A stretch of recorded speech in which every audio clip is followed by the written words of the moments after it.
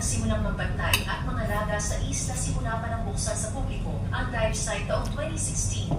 Ismula na rin puntahan ng mga turista ang Isla Filomena, may isang hiling si Nanay Ita.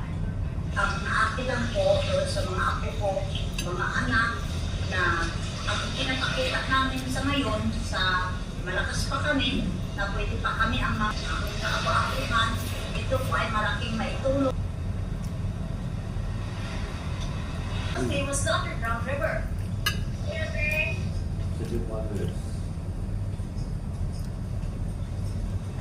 Grabe dati nakikita ko lang to sa mga litrato, sa mga video. Ito bilang isa sa New 7 Wonders of the World noong 2012.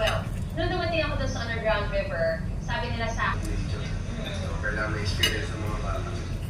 Underground rin. Pero nung 1971 na po, bilang protected area o national park. So wala nang nagkaroon ng mga rules pagpasok without permit. Limited din lang po yung distance na. So yun po, turista, kung may mga maka-extend pa sila na. Sa loob ng kuweba, isa-isang itinuro ni Kuya Junjun ang mga sikat na rock Ano lang ang pinagay ulit. Usually po, hindi na ito kasama sa ginagawa namin tour.